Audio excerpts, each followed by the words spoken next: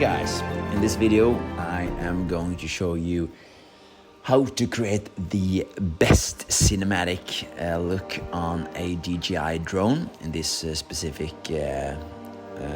video we have the DJI AIR 2S. So we're just gonna go over which settings use for the best cinematic footage and so on. So let's get to it. The first thing we do is that we push this button in the lower right corner. You see it switches between Pro and Auto. What this is that you have more control over your settings. You see here, now I got the Auto and the ISO shutter. Just get the settings that is automatically. The thing that is not so good with this is that if, for example, you have a bright sunny light, then it will expose for that, and if you turn around and it's darker, you see the changes in the shadow, and this will just ruin your cinematic footage. So what you do, you first tap the Pro, and then you see you get the shutter speed, the ISO, the Kelvin, the exposure rate here, and we also want, of course, go to video. You see also here we got the cinematic 1080p, which we're gonna discuss later. Okay, if you tap here, we just, first of all, what I like to do is to adjust the ISO. In this case, it's a dark room, so you have to pump it up a bit, but we want to have the ISO as low as possible. This is because we don't want to make that much noise in the image. And then we will go to the shutter speed. And there we have the 180 degree shutter rule, which is you have to have the double shutter of your frame rate. So for example, if we go to these settings here, see in this model we can choose between 1080p, 2.7K and 4K. I always shoot in 4K. This is simply because I want the most biggest picture I can get. So, and if you want to crop it down afterwards, you can do it. So there's also 5.4K in the Air 2S. That's sometimes good to use if you have big clients want real sharp photos, but in most cases I use 4K. So we will see, we get some problems here. Just delete something. Yeah, we'll get back to it. Okay, let's see how this one works. Back. Okay, so I usually take 4K, and there's a big discussion between 30 FPS and 24 FPS. People saying 24 FPS is the most cinematic, and 30 FPS you can just slow it down. And if you want slow motion, you get up to 60. But what I use the most is actually 30 frames per second. I use a 24 FPS timeline, and I like the buttery slow cinematic motion when you slow down 30 FPS to 24 FPS on 24 FPS timeline. So that is why I use the 34 FPS second. So there we have that. Okay, now we have 4K 30 FPS, and then the 180 degree shutter rule says that we have 30 frames per second, and then we need shutter 60. So there we take it to 60.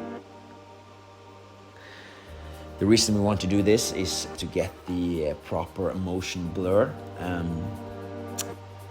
This is because if you just bump it up real much or something, then we don't get the blur we want. So this is just why we have this rule. With this example, with this sofa we're filming right now, it doesn't get totally right with the ISO. So if we were outside now, we will have probably ISO around 100, but in this case we gotta to just see a normal picture. You see it bumps up to 400. So, but in real time, when you're going outside and filming, you want to have the ISO as low as possible.